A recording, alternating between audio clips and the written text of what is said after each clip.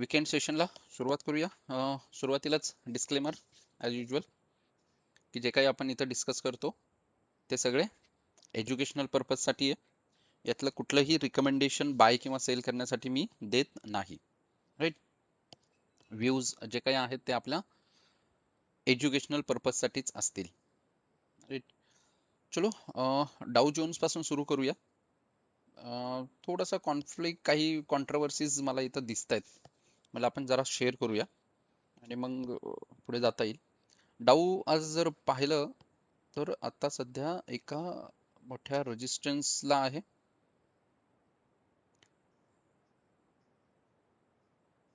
Technically हा एका resistance वरती थांबलाय.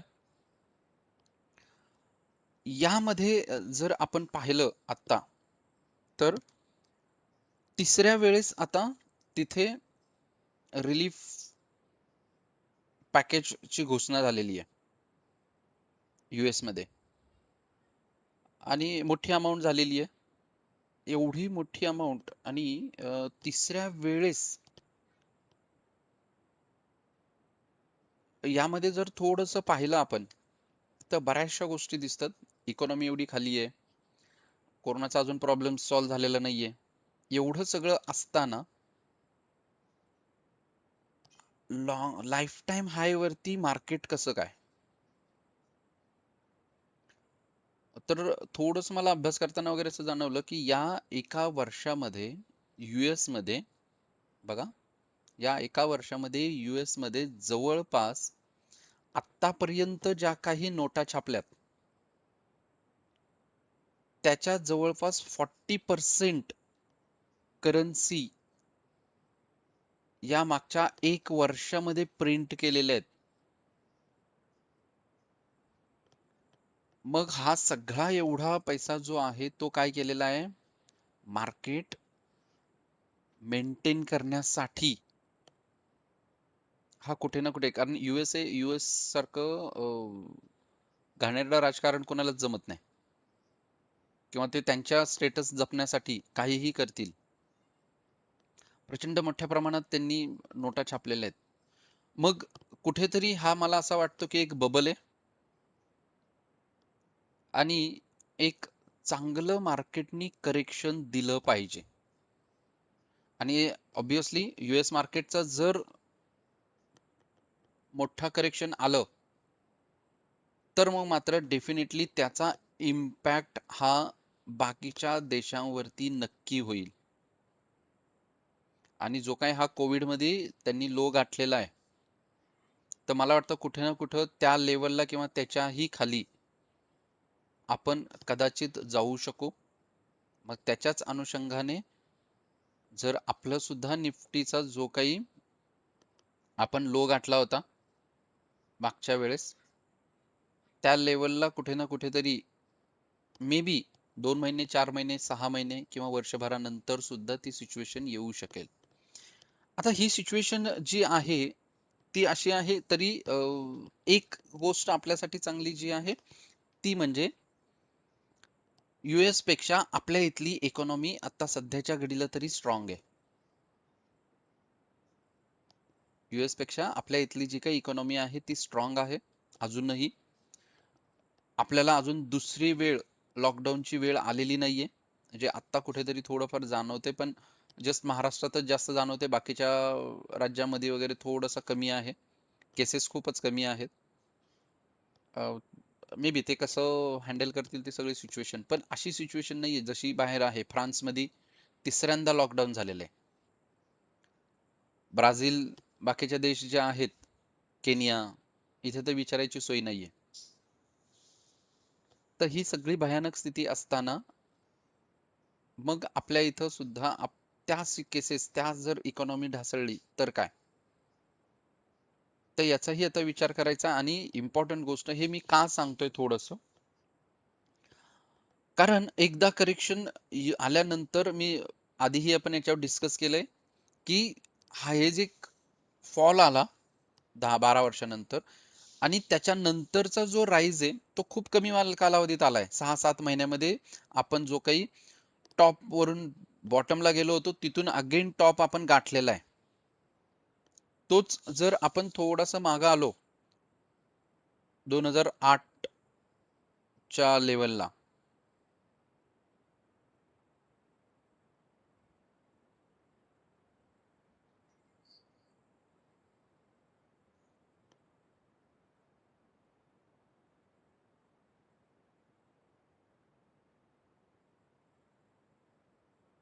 तर बघा 2008 ची जी सिच्युएशन होती आणि ज्या वेळेस मार्केटनी बॉटम बनवला होता, जवळपास 6300 वरून मार्केट 2500 च्या आसपास आला होता आणि अगेन त्याला 6300 ची लेवल गाठायला 2010 उजाडलं होतं. म्हणजे जवळपास तो जो फॉल होता तो त्यांनी गाठलेला आहे 2 वर्षांनी. आणि जेव्हा एक मोठा फॉल आला त्याच्या नंतर राईज आलेला आहे आणि त्यानंतर एक सडन मोठा फॉल येऊन अगेन राईज होतोय असं दाखवलंय आणि त्यानंतर अगेन मोठा फॉल आलेला आहे.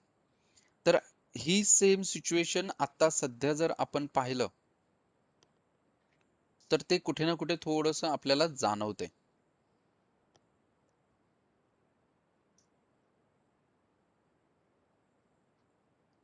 आता हा फॉल आहे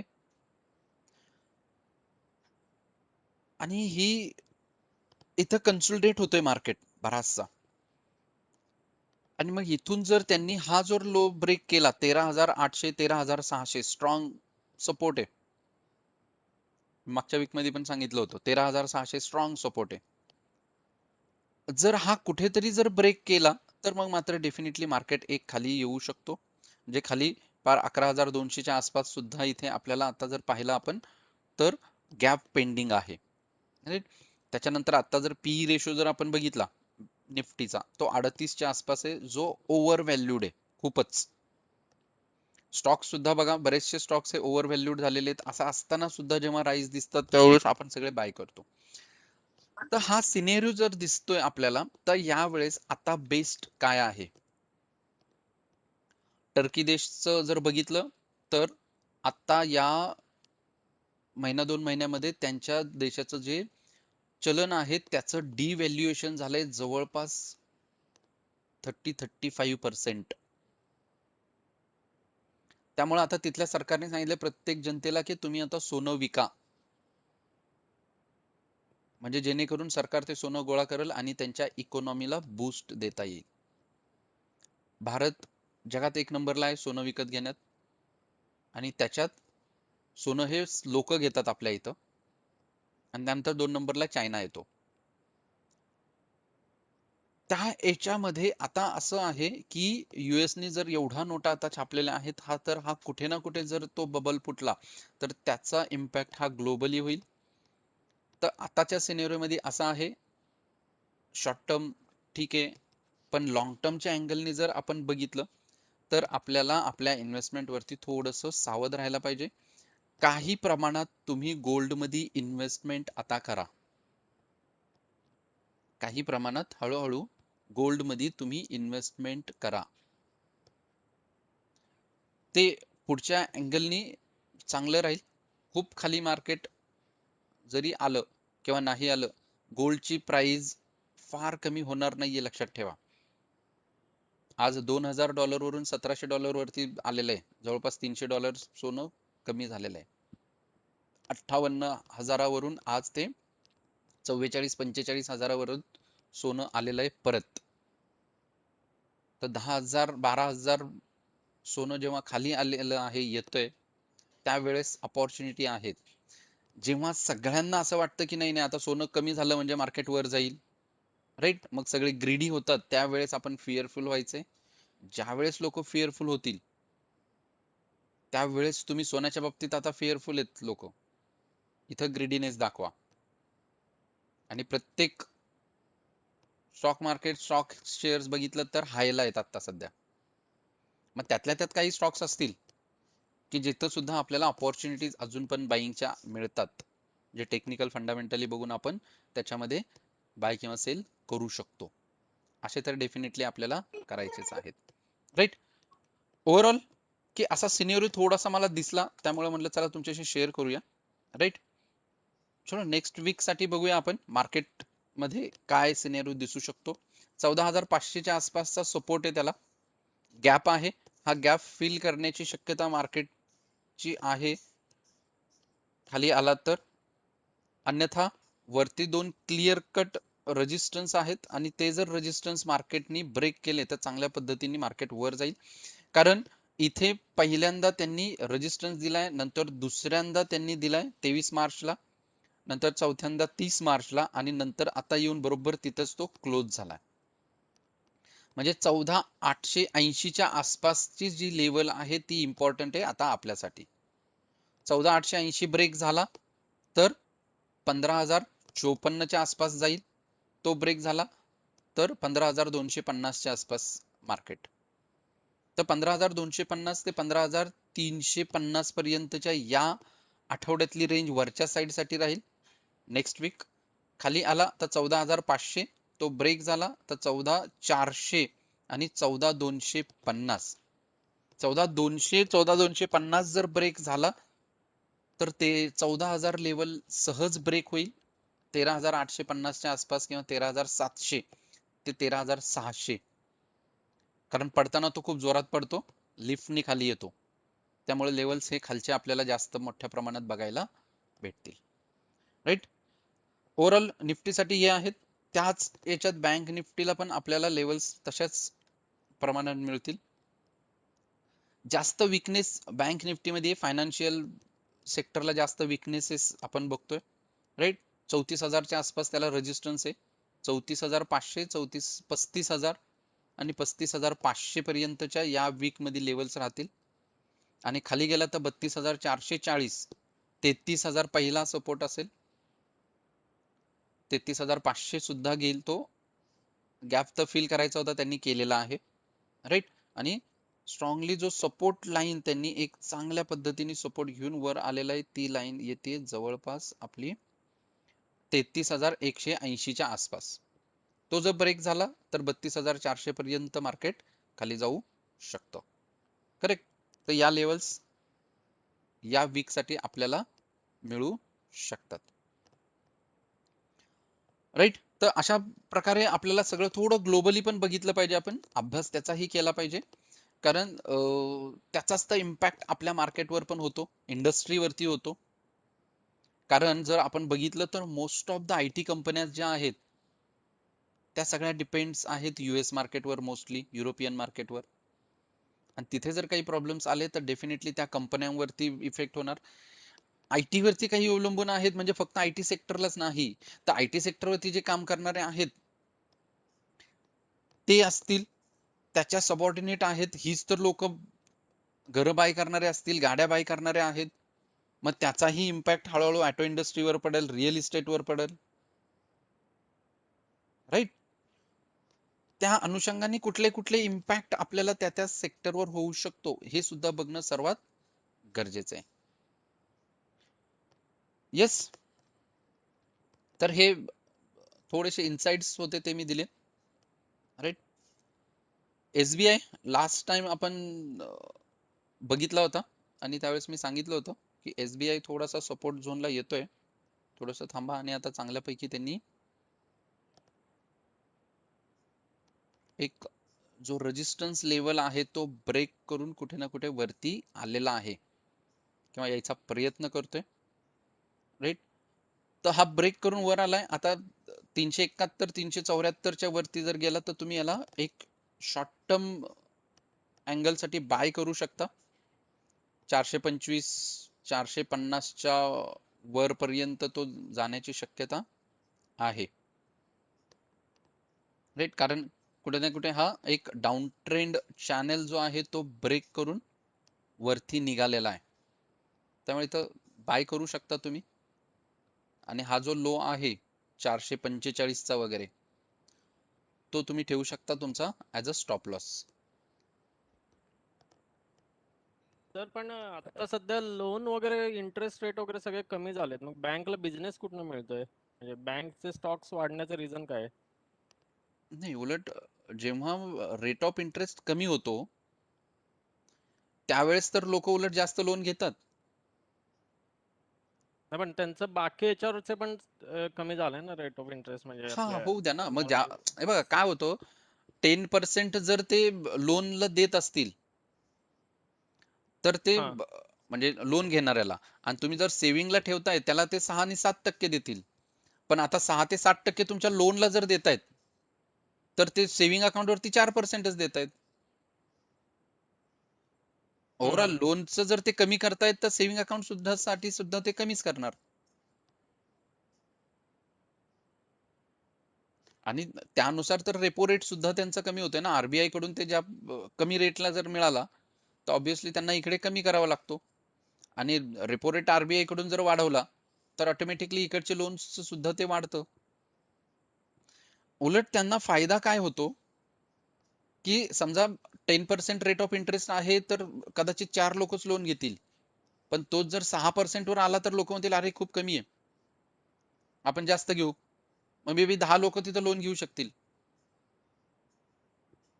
मग ओव्हरऑल जर बघितलं तुम्ही तर हा जो फेब मार्च मंथ असतो त्यामध्ये बऱ्याच ज्या बँका आहेत, इयर एंड असतो, सगळं असतं, त्यामुळे रेट ऑफ इंटरेस्ट कमी करतात किंवा काही प्रोसेसिंग चार्जेस कमी करतात, की जेणेकरून जास्तीत जास्त लोकांनी लोन घेतला पाहिजे.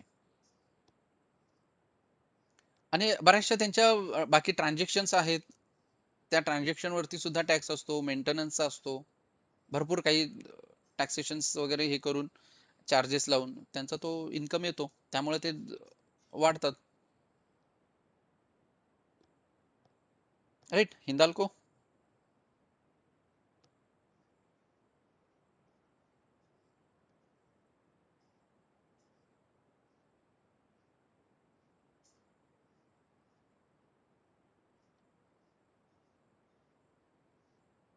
हिंदाल्कोला रेजिस्टन्स आहे अजून.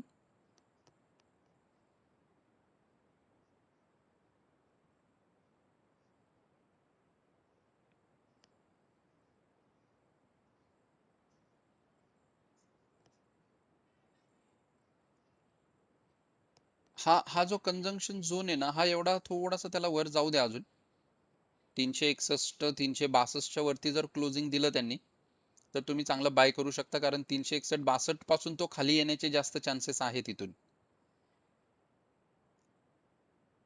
कारण इथून जर बघितलं तर एक ब्रेकआउट त्यांनी दिलेला आहे. या दोन्ही हाय जो आहे ट्रेंड त्यांनी चेंज केलेला आहे. पण आता तो इथून जो तुमचा एक टॉप आहे, प्रिव्हियस टॉप, राईट, तर इथे येऊन तो रेजिस्टन्स घेईल. कारण इथून एवढा आलेला बाईंग फोर्स आहे तो ऍब्झॉर्ब होऊन खाली आलेला आहे. आता तो डेफिनेटली इथे जाऊन इथे आल्यावरती जे काही इथून सेलर झालेले आहेत क्रिएट, ती लोक ऑब्विसली याला पुन्हा इथून खाली खेचण्याचा प्रयत्न करतील. त्यामुळे इथे येऊन त्याला टिकू द्या, थोडस वरती जर निघाला 365 368च्या आसपास वगैरे, मग एक चांगली बाईंग ऑपॉर्च्युनिटी इथे तुम्हाला मिळू शकेल. लाईफ टाइम हायच्या इथं जाऊन एक एक स्ट्रेट अवे त्यांनी फॉल दिलेला आहे, आणि रिट्रेसमेंट देताना त्यांनी स्ट्रेट खाली दिलेला नाहीये, तर तो एक कुठेतरी एक 50-60 डिग्री मध्ये दिलाय. त्यामुळे ही खूप चांगली ऑपॉर्च्युनिटी आहे. आता जर बाय करायचं झालं तर एकदम चांगला आहे. हा, चांगला बायचा आपल्याला चान्स होता तो 340च्या आसपास किंवा 335 340च्या आसपास, तिथं नाहीये. तर आता अजून 10 पॉईंट आहेत, तर 10-15 पॉईंट त्याला वर जाऊ द्या, टिकू द्या. म्हणजे एक जो काय म्हणतात त्याला, इथं अनस्टेबलनेस आहे ना, तो इथं वाढतो. कारण प्रिव्हियस हाय आहे, हा ने आता सुद्धा हाय केला तर हा डबल बॉटम होईल आणि कदाचित तिथून एक रिट्रेसमेंट अगेन देऊ शकतो. त्यामुळे याच्यावरती थोडंसं टिकू द्या 365 366च्या आसपास. मग डेफिनेटली तुम्हाला अजून एक चांगली मुवमेंट इथे मार्केट देऊ शकेल. 52 वीक हाय वरती आहे, त्याच्यावर टिकू द्या, डेफिनेटली तुम्हाला अजून चांगले हाय तो देऊ शकेल.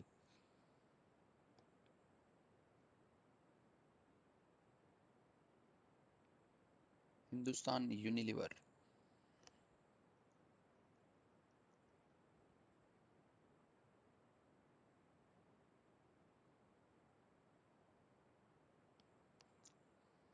सेम ठिकाणी थांबलाय हा पण. हे मी व्ह्यूज देतोय ना तुम्हाला, हे तुम्हाला 1 डे किंवा 1 वीकचे नसतील, हे साधारणतः महिनाभराचे तुमचे व्ह्यूज असतील हा. कारण शॉर्ट टर्म मध्ये बघतोय आपण, महिना, दीड महिना, 2 महिन्याच्या आसपासच्या ह्याला आपण बघतोय. त्यामुळे त्यांचे कदाचित स्टॉप लॉसेस वगैरे थोडस खाली येतील, मोठे येतील, कारण व्ह्यूज सुद्धा आपले तसे आहेत. आणि याच्यात मिनिमम 1:2, 1:3 वगैरे तुम्ही रेशो ठेवा तुमचा प्रॉफिट मार्जिनचा, तर डेफिनेटली चांगल्या प्रकारे एक त्याच्यामध्ये आपल्याला एंट्री मिळू शकेल. राईट. आता हा जर पाहिला तर थोडासा असा मोठा एक कप अँड होल्डर पॅटर्न सारखा थोडासा वाटतोय, किंवा हा जरी आपण पॅटर्न एक घेतला, थोडासा डे वर जातो मी, मला हेड अँड शोल्डर पॅटर्न मिळू शकेल. आता खूपच एक चॅनल जर याच्यात मी ड्रॉ केला,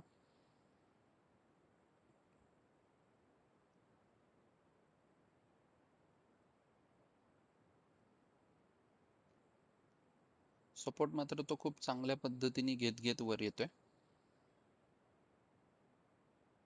राईट. तर इथून एक साधारणतः जर बघितलं तर 2500 च्या आसपास त्याला रेजिस्टन्स आहे. आता 2400 आहे, 2500, 101 पॉईंटचा त्याला रेजिस्टन्स आहे.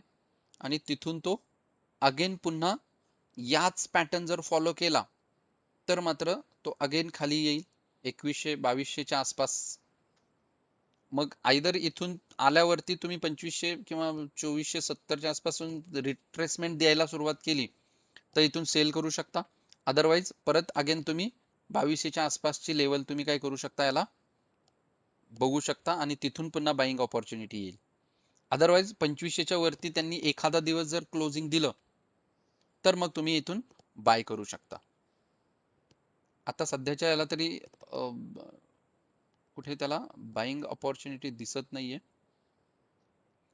त्याचा जर डिमांड झोन जर काढायचा झाला तर तो सुद्धा 2200च्या आसपासच त्याचा डिमांड झोन येतोय.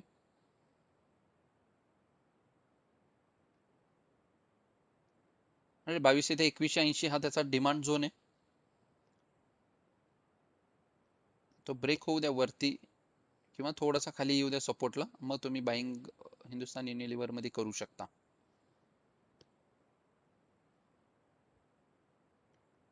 येस, याच्यावर काही आहे का? लोरस लॅब आता सध्या सगळे लॅबवाले याच्यात आहेत फॉर्म मध्ये.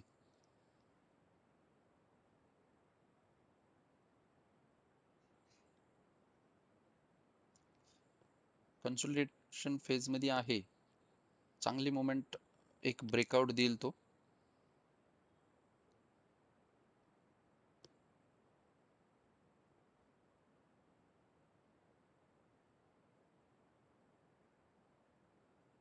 तर खूप कन्सोलिडेट करून वर येऊन आता परत कन्सोलिडेट करतोय तो.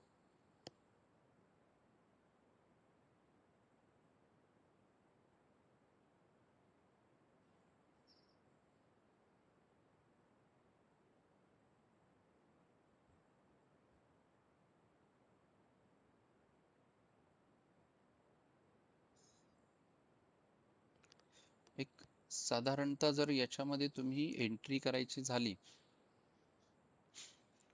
तर एक 380च्या आसपास जर तुम्ही एंट्री केलीत तर एकदम चांगलं आहे. नाही तर 375 ला पण एंट्री तुम्ही करू शकता. आणि एक साधारणतः 350च्या आसपास जर तुम्ही स्टॉप लॉस ठेवलात किंवा 345 तर एकदम चांगल्या प्रकारे तो एक मुवमेंट देईल. आणि साधारणतः जर बघितलं तर 130 रुपयाचं वरती तो टार्गेट्स आपल्याला मिळू शकतील. म्हणजे 380 ला जर आपण एंट्री केली साधारणतः तर 480 510 पर्यंतचे टार्गेट्स आपल्याला मिळू शकतील या ठिकाणी. आणि साधारणतः ते मिळू शकतील आपल्याला 14 दिवसामध्ये आपल्याला हे टार्गेट्स मिळू शकतील. याच्यामध्ये फक्त ब्रेक होऊन वर निघणं अत्यंत आवश्यक आहे त्या याच्यामध्ये. राईट. तर डेफिनेटली 510 पर्यंतचे टार्गेट्स आपल्याला 10-15 दिवसामध्ये इथे मिळतील. 15 ते 16 दिवसामध्ये यायला पाहिजे ते टार्गेट्स. आणि हा जर ब्रेकआउट दिला, एकदम चांगला जर दिला, तर 2-4 दिवसात सुद्धा तुम्हाला मिळू शकेल. जर मार्केटने जर पॉझिटिव्ह उद्या जर ओपन झाला चांगला, उद्या इन द सेन्स सोमवारी, तरी सुद्धा हे टार्गेट्स आपल्याला मिळतील त्या ह्याच्यात.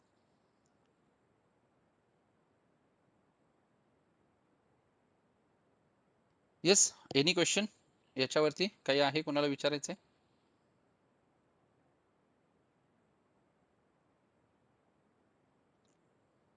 चांगल्या ब्रेकआउटला थांबलेला आहे याच्यात, फक्त त्या याच्यात झालं तर आपण ऍड करू शकता. माझ्या वॉच लिस्टला टाकतो याला मी,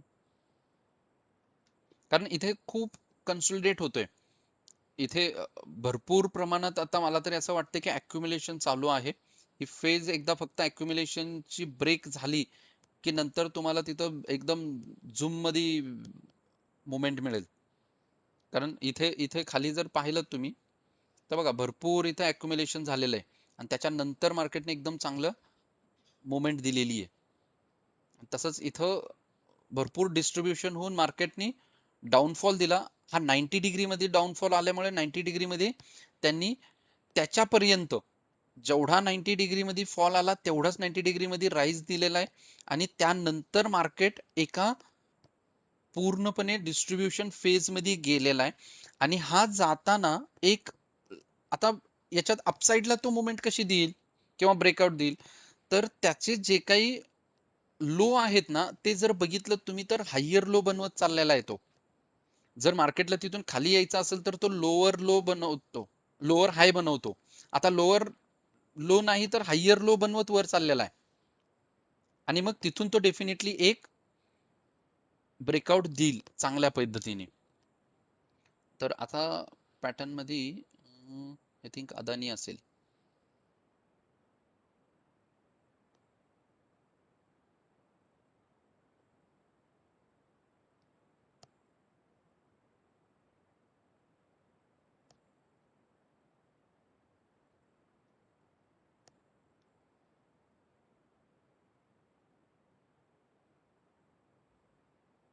बघा, जेव्हा अदानी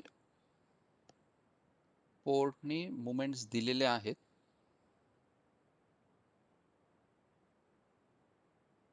ते जर आपण पाहिलं तर सेम पॅटर्न तो फॉलो करतो. हायर साईडला जर त्याला वर जायचं आहे तर थोडासा तो कन्सोलिडेट करत करत करत काय करतो,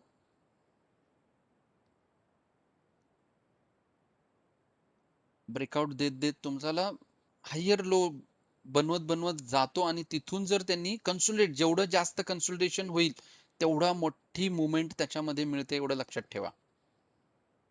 कारण आज जर बघितलं तर तो साधारणतः ऑक्टोबर नोव्हेंबर मध्ये 300 रुपयाला होता, 390चा वगैरे मी कॉल दिला होता आणि आता तो आलेला आहे 1100 वरती. जवळपास तिप्पट पैसे झालेले आहेत केवळ एक 6 महिन्यामध्ये.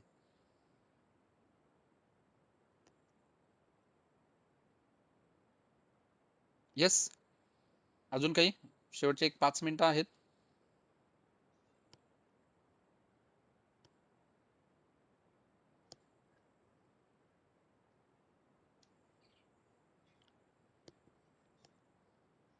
काही डाऊट्स कुणाला, तर काही आता विचारायचे, शेअर करायचे तुमचं? नजाराचा येस आयपीओ पंकज, जो आला होता आता, आवाज नजाराचा येत नाही आयपीओ रे. आला होता.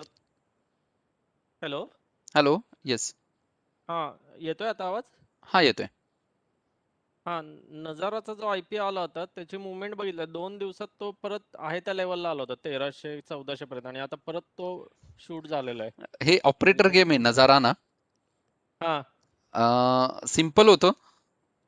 तो जर एका दिवसात तुमचे 100% त्यांनी रिटर्न्स दिलेले आहेत. 1100चं होतं आणि डायरेक्ट त्यांनी तुम्हाला ओपनिंगच दिली 1800च्या 2000ला, आसपास ओपनिंग. हा, राईट. पण नंतर 2000ला लगेच त्यांनी नेक्स्ट दिलंय, शूट. तर ऑब्विसली तिथून त्याला पाडायचाच होतो.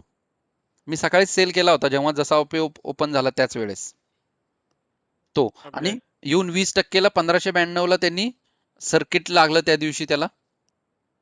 इथं तुम्हाला सर्किट दिसेल छानपैकी बघा. आला 1592 ला सर्किट, आणि दुसऱ्या दिवशी जवळपास 6 ते 7% परत त्यांनी पाडलं. कारण बरीच लोकांनी अरे एवढा वर गेलाय म्हणजे अजून वर जाईल, रिटेल इन्व्हेस्टरचा माइंडसेट. आज एकदम इम्पॉर्टंट गोष्ट आहे, जर एका दिवसात तुम्हाला 100% जर मिळत आहेत तर लोक थोडीच थांबणार आहेत. तो लोक ऑब्विसली सेल करतील, कारण त्याला ओपनिंग व्हायला कुठलेही रेस्ट्रिक्शन नसतात. तो कितीही वरती ओपनिंग होऊ शकतो.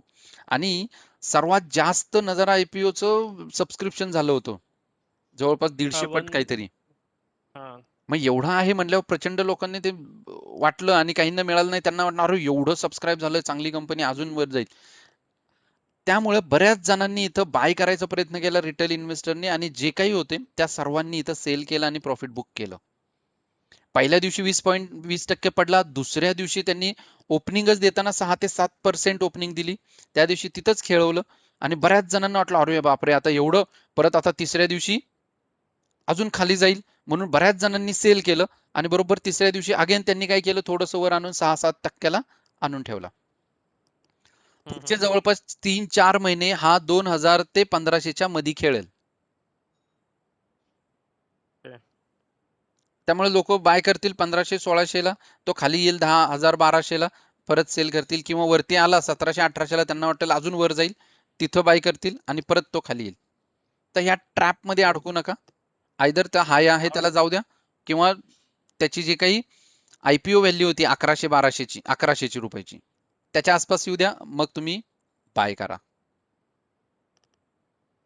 राईट, फार काही नाहीये त्याच्यात. आणि चांगली कंपनी आहे, फंडामेंटली एकदम चांगली, बेस्ट आहे, मॅनेजमेंट चांगलं आहे, त्यांचं जी कॅटेगरी आहे बिझनेसची ती खूप चांगली आहे, त्यामुळे एवढं मोठ्या प्रमाणात त्याचं सबस्क्राईब पण झालेलं आहे ते. मी ते 1450 आसपास बाय करायचा विचार केलेला, पण नंतर म्हटलं 2 दिवसात फारच मुवमेंट दिसली याची, येस, मला अशा वाटलं अजून मोमेंट्स परत येईल खूप त्या. आल्या तर प्रॉब्लेम येतो थोडासा, किंवा मग घ्या आणि सोडून द्या, त्याच्याकडे बघूच नका फार दिवस. जसं IRCTC आणि डीमार्टचं झालं होतं सेम तसं.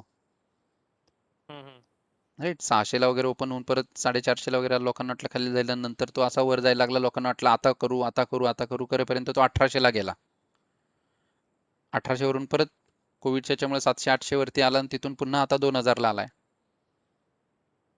सेम डीमार्टचं आहे, 600-700 ला वगैरे ओपन होऊन 900 ला गेला, 900 वरून खाली आला, पुन्हा 1500-1600 ला गेला, खाली आला, आणि आता 3000च्या लेवलला आलाय. पर्स्पेक्टिव्ह जर तुमचं लॉंग टर्मचं असेल तर कुठल्याही लेवलला बाय करून तुम्ही शांत बसा चांगल्या स्टॉक्स मध्ये. Yes, correct. हे आजचं वीकेंड सेशन साठी, राईट. पुन्हा भेटूया नेक्स्ट वीकेंड सेशनला. चलो, thank you very much, have a great weekend. Thank you, bye. Okay, bye bye. Thank you, bye.